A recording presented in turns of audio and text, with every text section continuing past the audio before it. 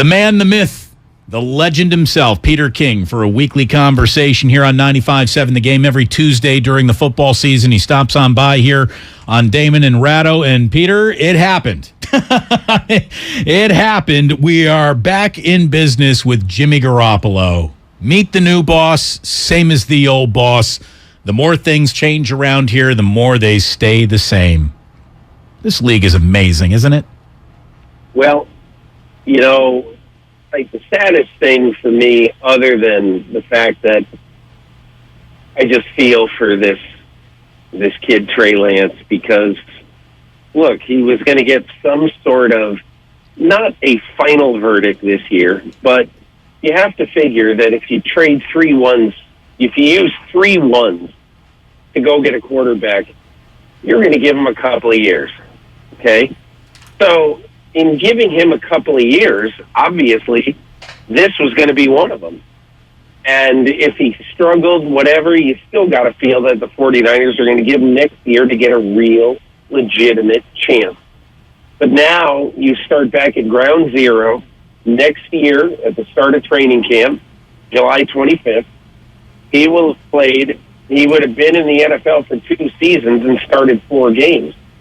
So essentially, you are back almost exactly where you were at the start of this year. And that is the really sad thing. Now, for the immediacy of this, okay, the one thing I would say that is probably a benefit for this team is that they got primetime games the next 2 weeks. Sunday night in Denver, the following Monday night, eight days later, against the Rams in Santa Clara.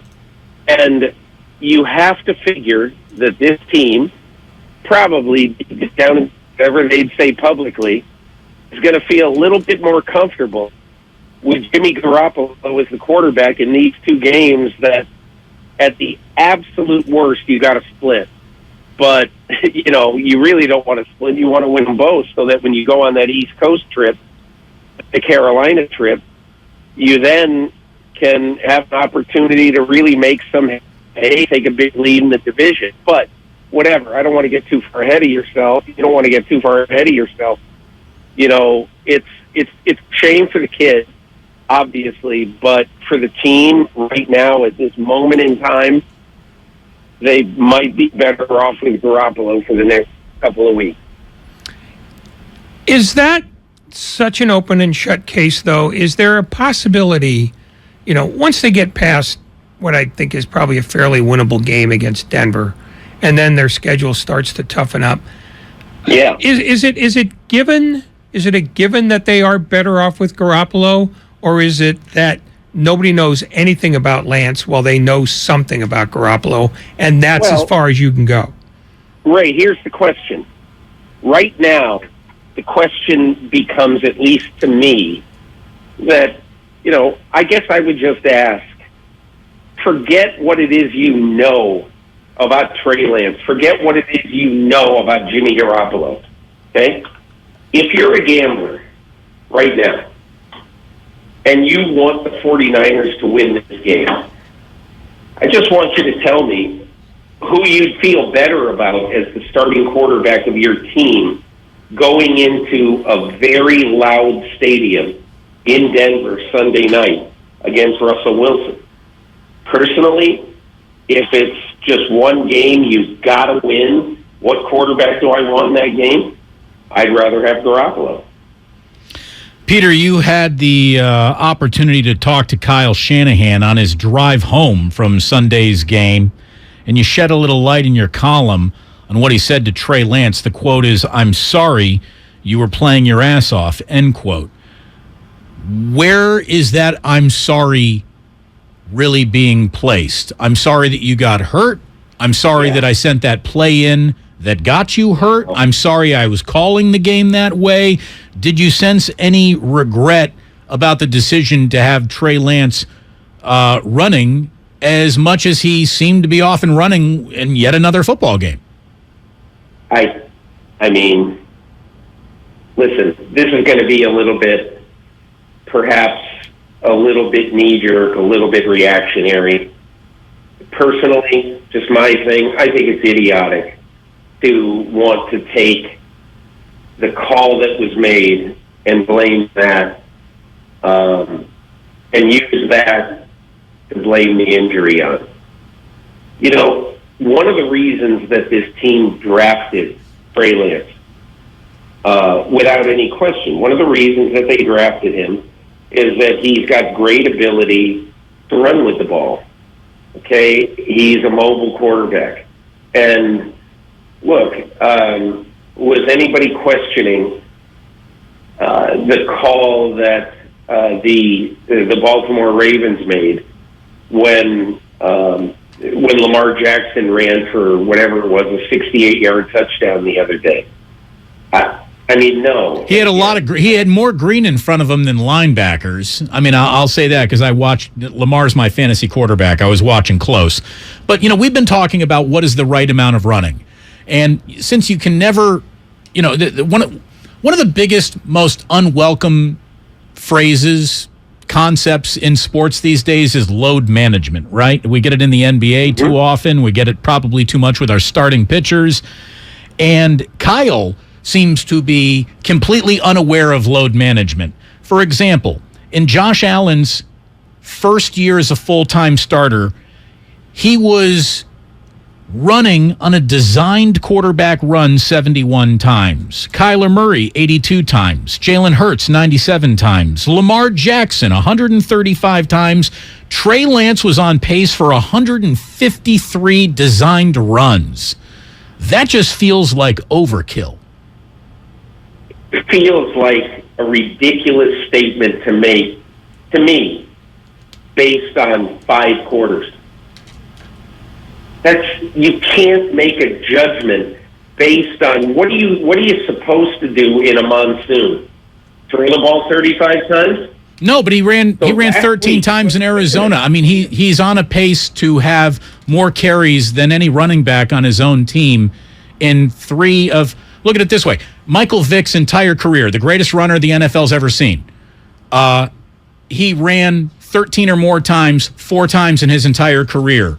In 3 starts, Lance has already done it twice. It's not enough of a sample. Okay. It just isn't. It isn't enough. One of those games was in a monsoon where I guarantee you, if he threw the ball 30 times, people would be screaming, what in the world is Kyle doing making Trey Lance throw the ball 30 times in this horrible environment? It just isn't enough of a sample. Okay? That's one thing. Now, you talk about these other guys. Okay? What happened last week when, or in the last 2 weeks, really, when Josh Allen ran a lot, when Lamar Jackson ran a lot? They had incredible success. They had great success. So you could argue, probably, I think, I'm not sure. I think Allen ran either 10 or 11 times last week. Okay, so you could argue that you don't need to do that, especially when you're winning by 3 touchdowns. And you know what? You don't need to. Okay, and so they got wise this week, and they only ran it once, and they still won by 34 points. So I don't know what the right number is. All I know is that Trey Lance has not played enough, and 15 rushes in 5 quarters is not a trend. It's a snapshot, and we don't know if that would have continued or not. And you could argue that if it did continue, that it would be careless, it would be reckless. But I don't think anybody calls it careless or reckless when Lamar Jackson runs as much as he does. Peter King with us here on 95.7 The Game. As you talked to Kyle Shanahan, what was your overall sense? Was he relieved that Jimmy was still here when... Yeah. I mean, here's the funny thing. In no way could Kyle say, it was my plan to keep Jimmy around all the time. It was circumstances that brought him back. It was it was altogether circumstantial.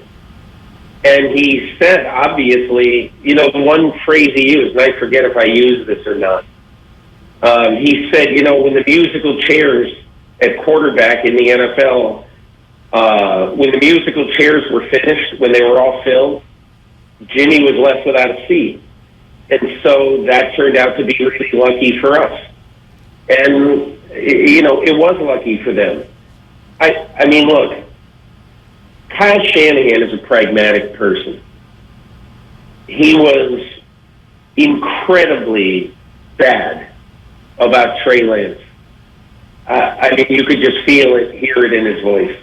He was just down. But he also knows that life goes on in this league. And he knows the next 2 weeks, you've got a killer game in Denver, even though Denver is a bizarre football team right now. And you've got a game against the Super Bowl champions the following week in what has become, really probably right now, along with Tampa Bay, New Orleans, the best rivalry game in the sport, at least right now, the way it's been the last couple of years. So those are two gigantic games. So I don't want to be cliche, but nobody's crying for the 49ers. And he made it very clear. He goes, listen, we have now played, in my 6 years as a coach, we've now played 4 of those 6 seasons where we had a major injury to the quarterback. And he goes, this is the first time where we've really been able to say, okay, we're good. We're all right. We're going to be okay. And he said this is the first time probably in the Niners' history since Montana and Young that there has been as good a backstop for the starting quarterback as there's been. And he made it very clear to say, I'm not comparing Garoppolo and Lance to Young and Montana. I'm just simply saying that at this moment in time, I don't think this franchise has been as ready for a quarterback injury to the starter with a good team as we are right now in being able to plug in Garoppolo. Yeah, I don't think we've often seen a team lose a starting quarterback and their odds to win the Super Bowl actually increase. That is unique, and we're talking. Crazy. It really is. We're talking with Peter King here on Damon and Ratto. Welcome, boys and girls, to your 5 o'clock hour. You're listening to 95.7 The Game, KGMZ FM and HD1 San Francisco. Always live on Twitch, YouTube, and the free Odyssey app. Damn well better be free. You made a point in the past about teams not valuing the backup quarterback job nearly enough. If this is a template for anything, do you think this might motivate more teams to look at both this situation and the Dallas situation in the reverse and say, when quarterbacks go down, we've got to be more prepared than we are? Ray, that is a fascinating question. And I thought a lot about it today. You know why? Because I think Cooper Rush is a very, very interesting player.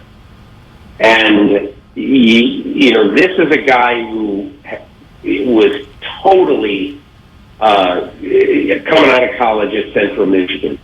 Just nobody looked at him as a valuable commodity. Nobody thought of him as, hey, let's take him in the 5th round and develop him.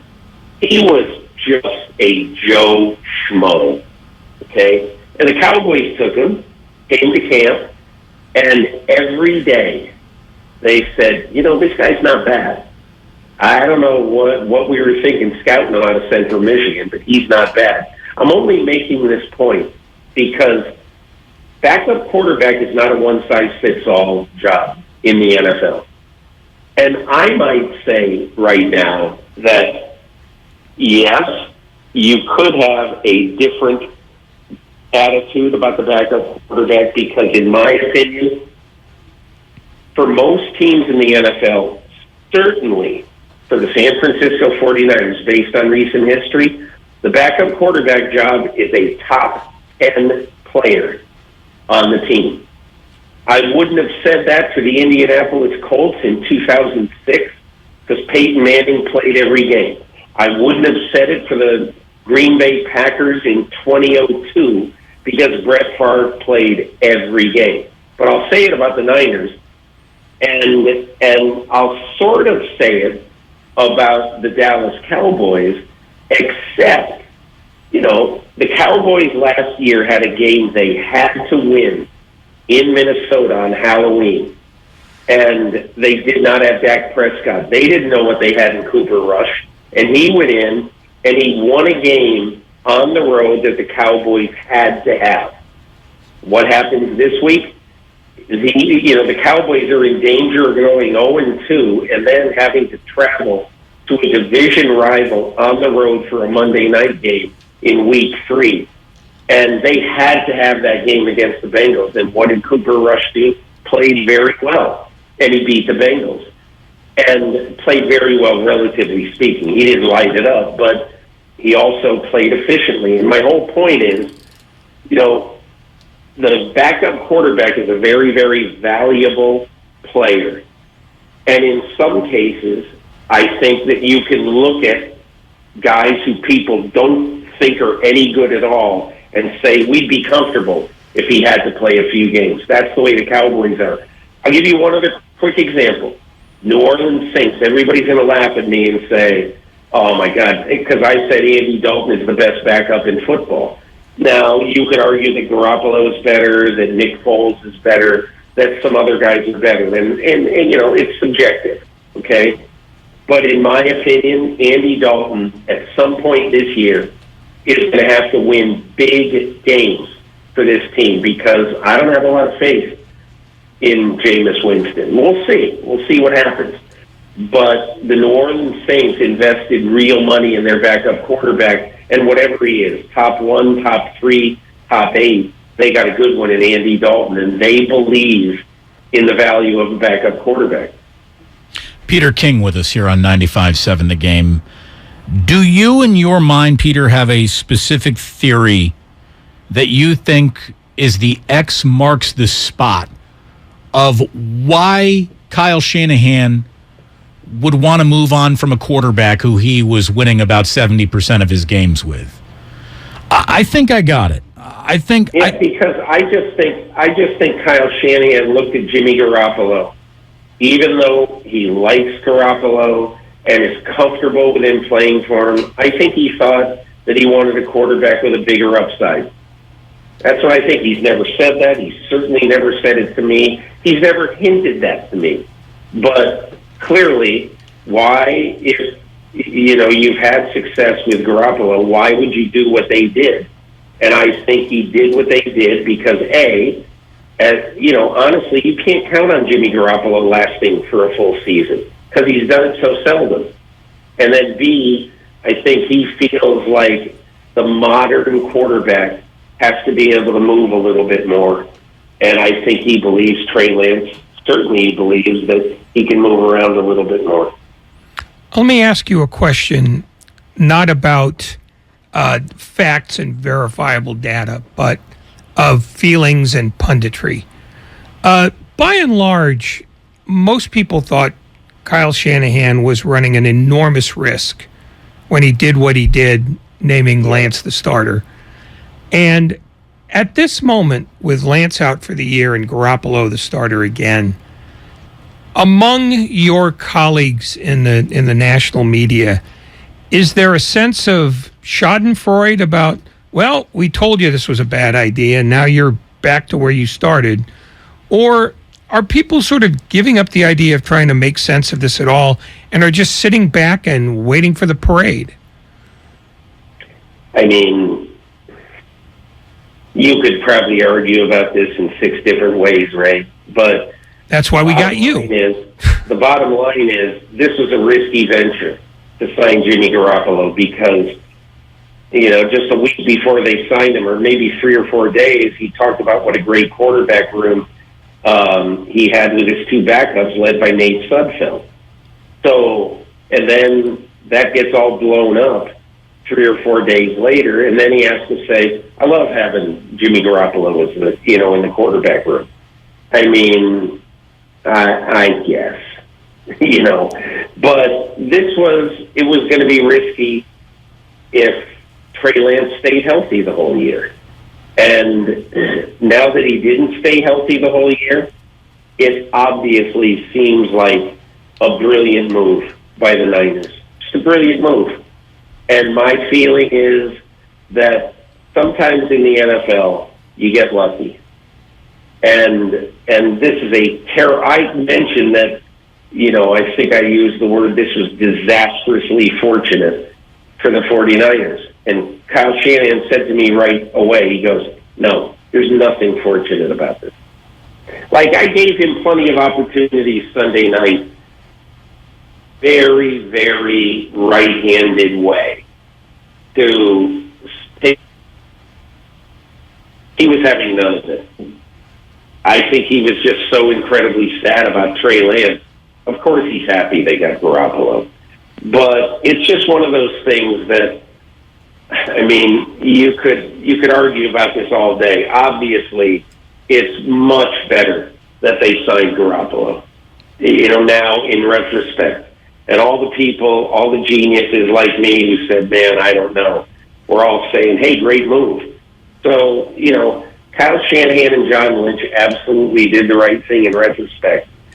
And I just think it's one of those situations in life where I don't think either side should be taking much of a victory lap on it. Don't you hate when you're fishing for a quote and the fish won't bite? Well, honestly, really, what would you have thought of Kyle Shanahan if he pounded his chest saying, see, I'm smart? Well, again, it would have made him look like an idiot. Well, let's say the Niners actually win the Super Bowl and Jimmy Garoppolo is a champion, and oh my God.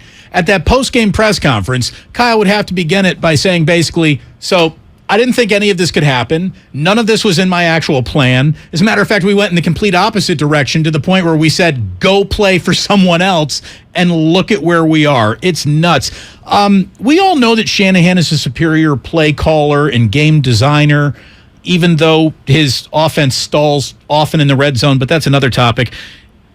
Does anyone consider that Kyle Shanahan might have a blind spot for the actual position of quarterback? Because he seems to be, he seems to struggle to evaluate quarterbacks either coming out of the draft, on other teams, or on his own roster. I mean, his trail of quarterbacking tiers is, he's got that odd obsession with Kirk Cousins.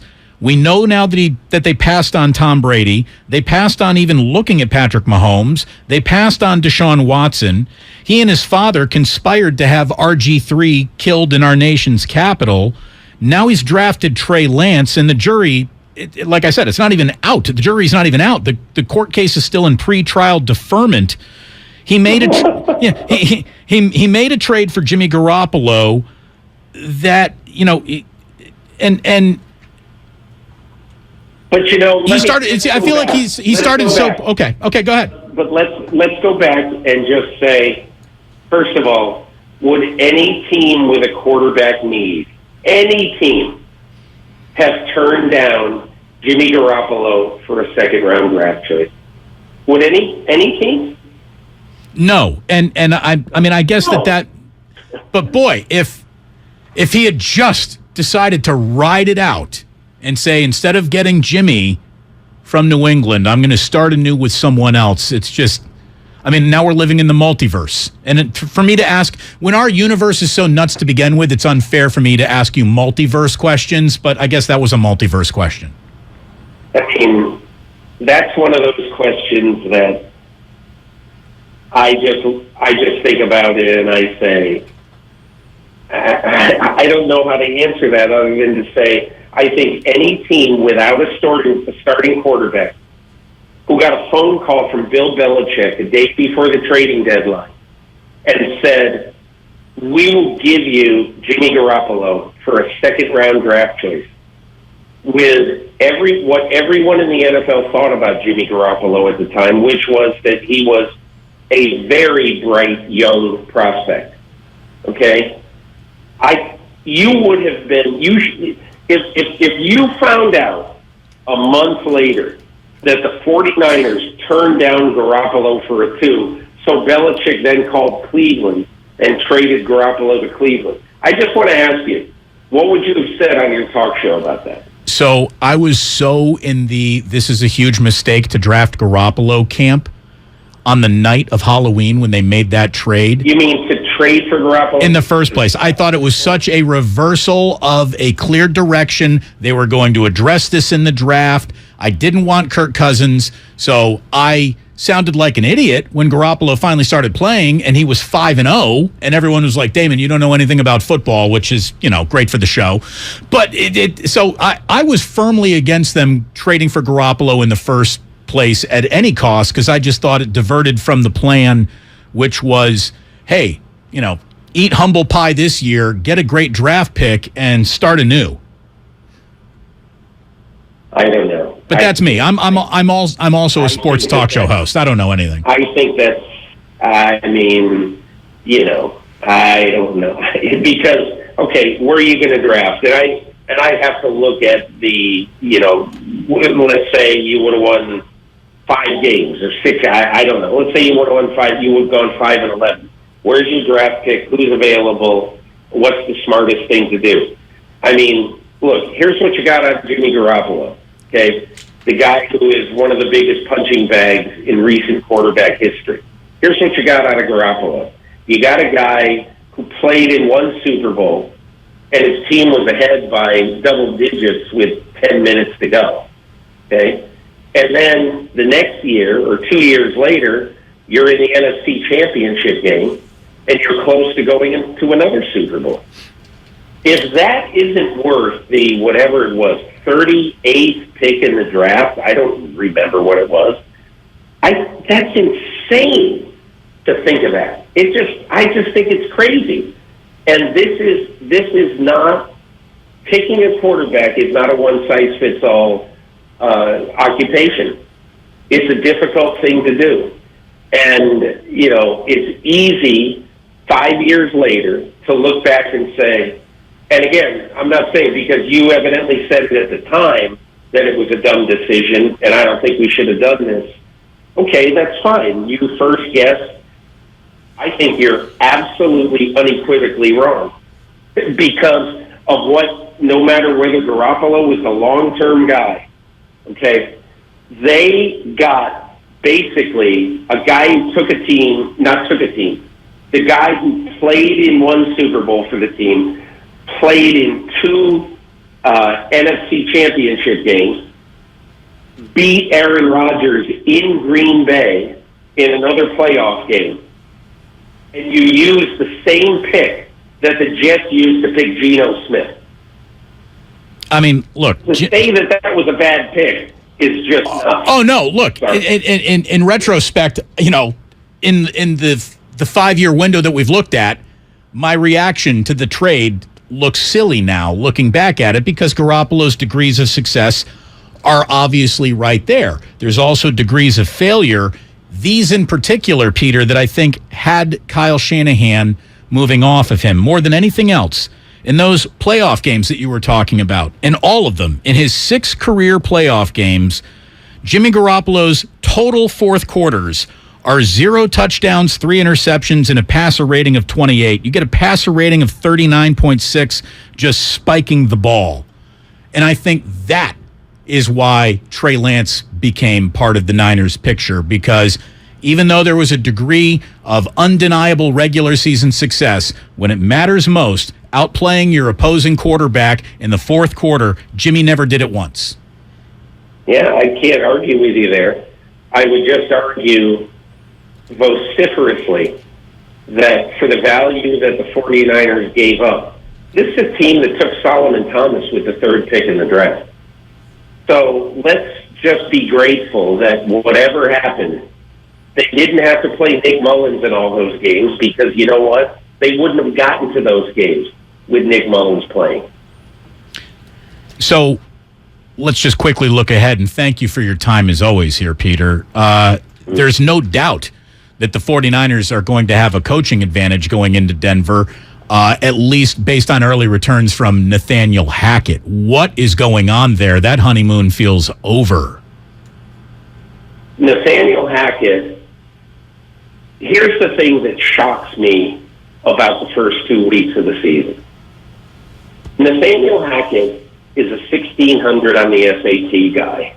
Okay, well, I'm showing my age there.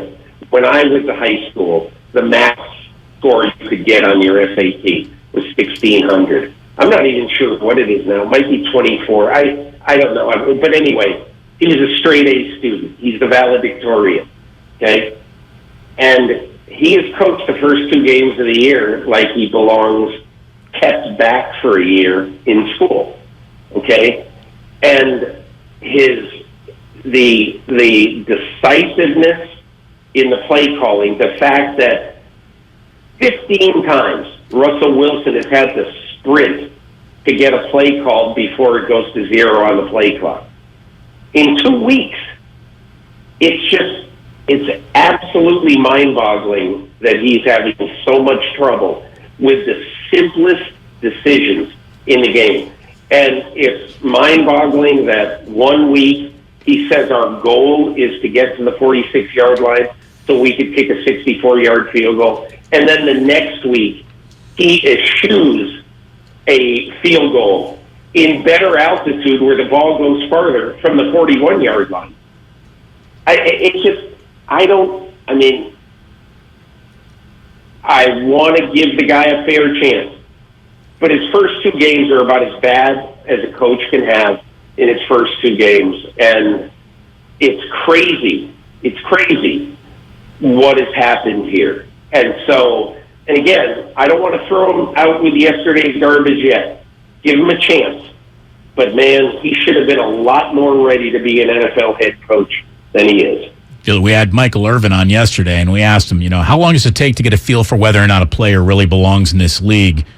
And then we turned around and asked him about a coach. And he said, man, that's off to a bad start, and indeed it is. So maybe the 49ers are walking into a better situation than walking into Denver looked like before we even started playing this year. Peter, as always, we appreciate your time. Thank you so much.